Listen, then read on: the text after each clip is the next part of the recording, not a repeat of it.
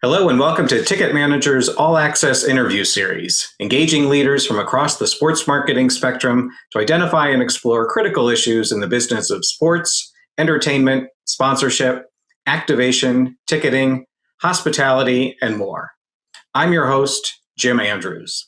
Joining me on this episode to discuss digital and data insights, the Stadia arms race, and much more is Steve LaCroix, most recently Executive Vice President and Chief Marketing Officer for the Minnesota Vikings. Welcome, Steve, and thanks for joining us. Jim, how you doing? Really well, thank you. Great to be with you. It's hard not to talk about what's happened in 2020, both the good and the bad, especially at this time of the year as we start to look at 2021. But I wanted to start off by talking about what this year has meant in terms of not having fans at games, and how that really has accelerated the importance of digital content and digital experiences. Yeah, well, I think obviously it's been an interesting and challenging year for everybody in the sports industry. I think we learned early on that we can do things virtually. We can engage our fans virtually. The NFL draft came very quickly after the lockdown and shutdown kicked in gear across the country. And it was really a fun way for us to think differently of how can we engage our fans when we can't have them in person, can't have a draft party at the stadium. Our football operations guys realized they could do things remotely and digitally and over Microsoft Teams and Zoom. And so I think it was a lesson learned across the entire organization that we can do business differently. And I think a lot of that's going to stick into 2021. There's expense savings when you do things remotely, obviously, from both business and football. But there's also ways you can do a lot of customized content with your fan base. And early on, when Zoom happy hours weren't quite as burned out on that, we did some really cool things around the draft, engaging our draft picks with fan groups, with VIP partner groups, and really just try to have fun with it and embrace it. And when we talk about digital, there's of course a lot of data and insights about those fans that come from these digital platforms, and that obviously gives teams and other sports organizations really tremendous direction on how you can market better to those fans, improve their experiences, et cetera. But that also could be used to help corporate partners with their marketing and their activation to fans. Do you see that happening more in terms of teams, kind of leveraging that data and particularly those insights to help sponsors achieve their business objectives? I would say absolutely. I mean, it all started when fans converted over to digital ticketing, carrying their ticket, in our case, in the Vikings app. We finally get to know who's in the building for the most part on game day.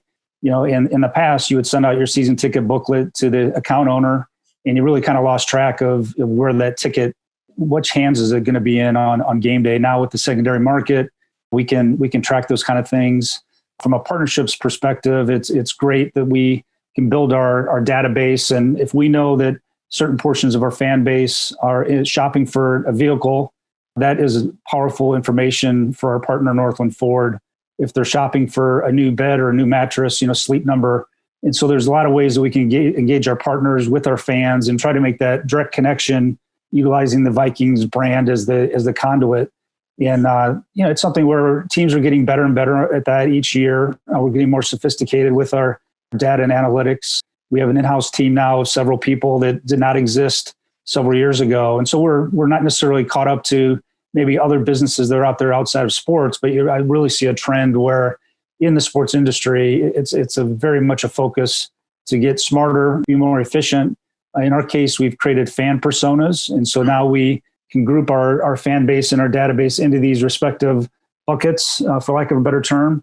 And we know what their behaviors are. Are they attendees at home games? Do they consume content via email versus the app? Do they spend time reading stories on Vikings.com? And then you can start to customize messaging to those respective fan bases based on their behaviors. And so instead of just doing a mass email blast, if there's a group that never opens your emails, then you can become more targeted to those fans that will react and engage with your content. We have our Vikings Entertainment Network, which is a really robust in-house broadcast team, and that's across all of our social and digital channels. You speak differently on Instagram than you do on Facebook, than you do on Twitter. And so you have to become a little bit more savvy from that standpoint and make sure that your messaging and your brand is portrayed in the right manner across those platforms. And that just that kind of customization and all of the kind of doors that are unlocked by that makes me think of just how much, and maybe this is a sign of my age, but how much the role of people who are in kind of revenue producing positions for teams and leagues and event organizers really has changed over the years. And I guess in some ways it's maybe gotten easier because we have more tools than we ever had, but it's also gotten more complicated. Which side of that would you come down on? Is it easier now to do your job and your team's job, or is it harder? Well, I think there's more tools in the toolbox. The sports industry and definitely professional teams become much more specialized as far as what your role is on the sales and marketing department in the case of the Vikings. But no, it's great to have more tools and really, again, it goes back to utilizing those tools in the right way. And it's no longer about just selling tickets to have a full building and the signage and your radio broadcast. And there's so much more to it now. And I think teams are getting a lot more savvy and generating revenue across these new opportunities. And if you can have a piece of content that portrays your brand in a great way that satisfies a sponsor need and also drives revenue, and the fan consumes that's like the win-win-win across the board. And so that's really the secret sauce that we're trying to create. I mean, it doesn't happen every time, but it's certainly something that when it does, you realize, okay, that was successful. How can we replicate that and scale it? Yeah, absolutely. One of the things you've been involved with and we're involved with was the opening of US Bank Stadium. Terrific venue. I can't believe it's 4 years ago now since the doors opened. But since then, we've got new NFL stadiums in Atlanta, this year in Vegas and LA.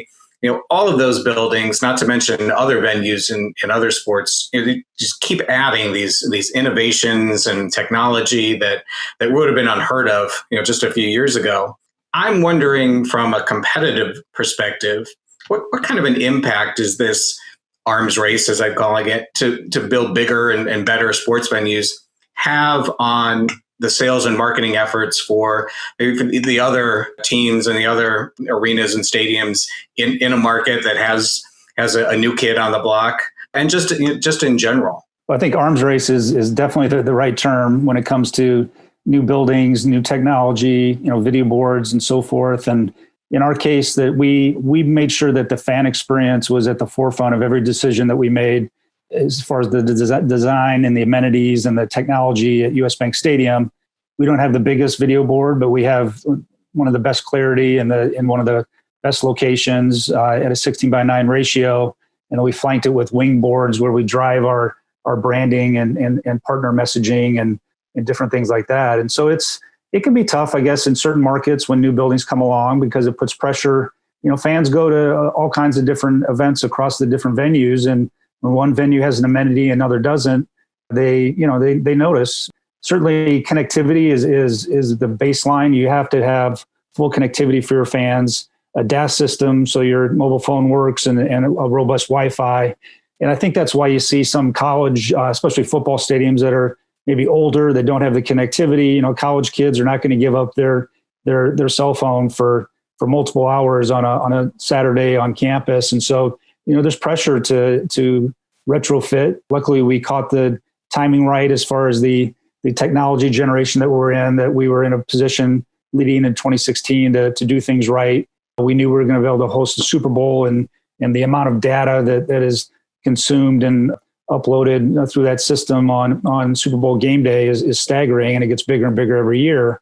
And, fans want to create their own content. And that's what a lot of those social platforms are based upon is that respective fan or customer creating their own content, showing off their experience or what great thing that they're doing at the time. And so, yeah, there's definitely pressure. And again, arms race is the right way to go about describing it, that some of these video boards are just, you couldn't even imagine some of the designs years ago of what's really happened here with these most recent buildings. And they're all beautiful and effective. But again, back to the US Bank Stadium, it was about the fan experience, sight lines, the sound system, the video system, how can we make sure that on game day that fan experience is special. And we've actually gotten our fans, well, they know that showtime starts 15 minutes before kickoff. We want you in your seat 15 minutes before. And that's when we start our whole pregame rituals and something, the skull chant, the gala horn, and really try to make a big deal of once that ball is kicked off right after noon local on most Sundays, we've got a full building that's engaged and lathered up and ready to go, because we think our fans can help us on the field if they are really into it and engage and react when certain things happen.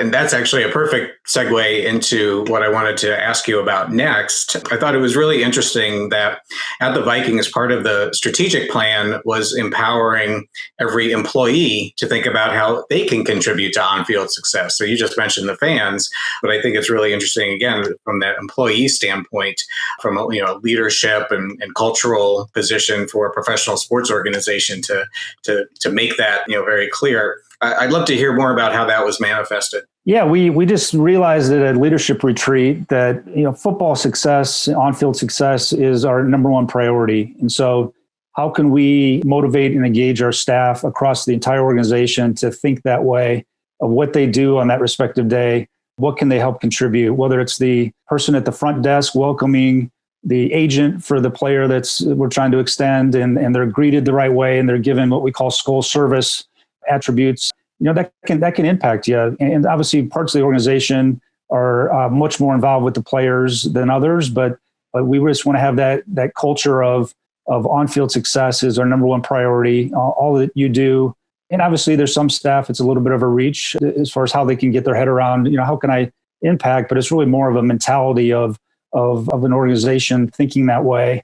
And then back to the fans, if our game presentation group puts on a great show and we just have a flawless production that day, that can impact the fan behavior, which then can impact the sound level, which then can, maybe there's that one offsides penalty on the opposing team could get you, that play that you need to get that win. I mean, NFL games are always usually so close, not every game, but there's so many games that come down to literally 1, 2, or 3 plays go the different direction, and then there's a different result. And so we want to have that mentality really permeate throughout the organization. That's great. And certainly I think we've heard from the players this year, and not just in the NFL, but across a lot of sports, about what a difference that the fans being there can make. But yeah, just very, very, I would think, empowering from an employee standpoint to really think about that and be challenged as to what they can do. So. Yeah, it makes you appreciate fans in the building when you go to games and there's no fans. I mean, obviously it's noticed. And some teams this NFL season have some fans, some have no fans, and some are growing their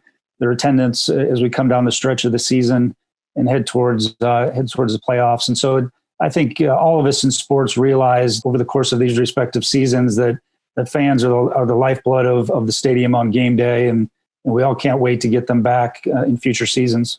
That's for sure. And that's probably a great note to wrap it up on. So Steve, thanks so much for joining us today. I really appreciate it. And on behalf of everyone at Ticket Manager, I'd like to thank everyone who watched, and please join us again for our next episode in the All Access interview series.